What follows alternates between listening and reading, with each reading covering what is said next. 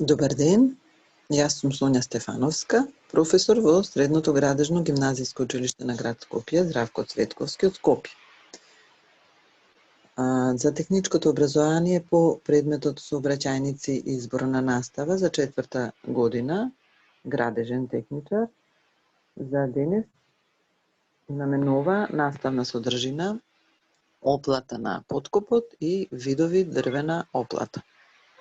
За почеток да се подсетиме од минатиот час, за изработка на идеен и главен проект за изградба на тунел, потребни се веродостојни, точни податоци кои што се земени на лице место каде што подоцна ќе се гради тунелот.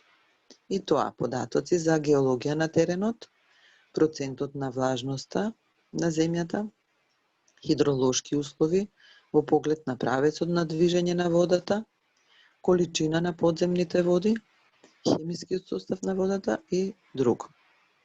Класичните методи за градење на тунелите може да бидат англиска метода, австријска метода, белгиска метода и друго, и името соодветните методи ги добиле според земјата каде што прво била применета таа метода.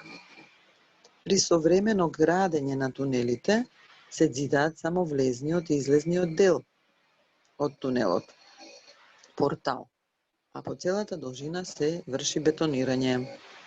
Шахта е објект во вид на цевка поставена вертикално со отвор само на едниот крај. Под тунелски поткоп се подразбира тунел со мал попречен пресек од 5 до 10 квадрати и тој може да биде долен и горен поткоп. Оплата на поткопот. При изградба на тунел, за да се спречи одронувањето, значи се подградуваат ѕидовите. Тоа се случува кај земјиште кое што е меко, мека карпа и земјен материјал, кој што лесно се прокопува, но понатаму треба да се изврши подградување, бидејќи тој притисок, што рековме ридскиот притисок, е многу голем и притиска врз тунелските ѕидови, може да ги руши. Затоа ние ги подградуваме и може тоа подградување да биде повремено по еден сегмент во тунелот, а кај послаб вид на земјиште, подградувањето е потполно по целата должина на тунелот. И тука се гледа на следните слики подградување како се врши со помош на потпори и скеле, привремено скеле се прави и се врши оплатирање и понатаму и подградување. Оплатата може да биде дрвена оплата, може да биде челична оплата, така да постојат неколку видови на оплати. Ке видиме понатаму. Оплата на поткопот, на следниот цртеж е прикажана метална оплата, оплатирање на целиот тунел. Значи таму земјиштето е, земјата не е толку добра, значи имаме земјен материјал или мек камен материјал, каде што мора да се изврши оплатирање и подградување на темелните, на тунелските ѕидови. И имаме една слика и соодветно имаме еден цртеж за извршено оплатирање на поткопот. Се гледа дека имаме подградување, имаме оплата, имаме подперачи и самата оплата е поставена така да може да се изврши подградувањето.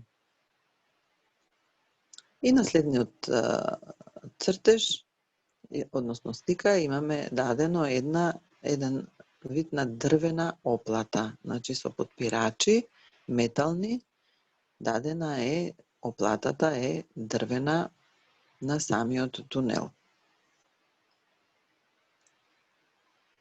Дрвената оплата, имаме неколку видови на дрвена оплата.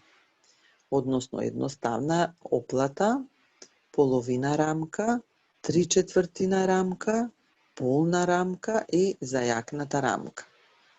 Сега ќе видиме на следните цртежи што значи темелна греда. Значи имаме долна греда и темелна греда, која што ги подградува горниот и долниот дел, се врши подградување на самиот дел, за да може да се издржат тие притисоци врз тунелските ѕидови од горна страна.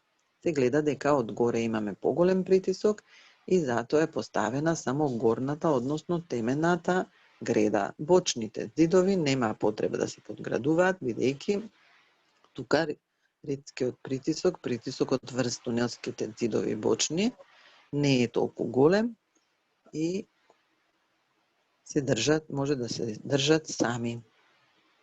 Понатаму имаме друг вид на дрвена оплата, страничен столб. Странично бочно, односно ги подградуваме, ги оплатираме страничните ѕидови. Значи тука пак горниот и долниот ѕид немаат потреба од подграда или оплата, додека странично бочно ги оплатираме и ги подпираме со страничен столб. Понатаму тоа е 1/4. Значи 1/4. Понатаму имаме половина, каде што имаме комбинација со темена греда, греда на темето и страничен столб. Ова е дрвен столб кој што се подпира на темената греда.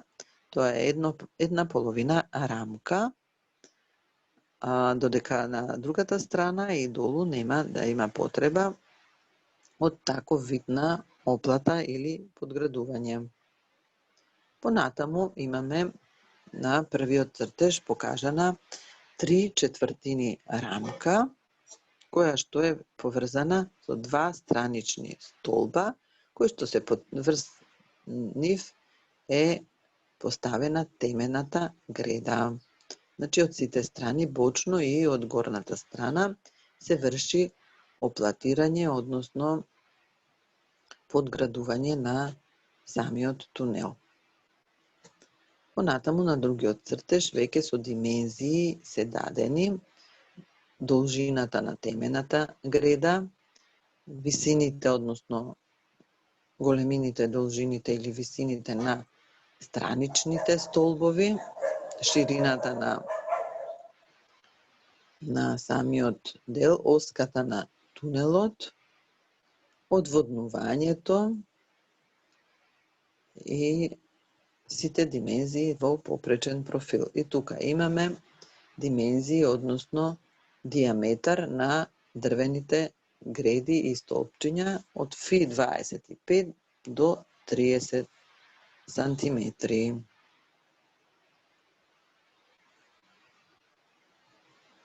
За наредниот час имаме прашања за повторување. При изградба на тунел, што се превзема за да се спречи одронувањето?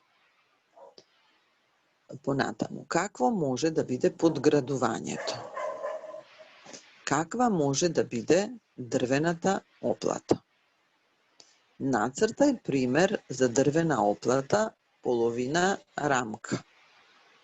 Нацртај пример за дрвена оплата, 3/4 рамка со димензии. Ви посакувам пријатна работа и се надевам дека нема да ви бидат тешки прашањата за повторување и да ги одговорите и цртежите. Ви благодарам на вниманието. Се надевам дека наредниот час ќе се видиме повторно и ќе се чуеме. Довидување.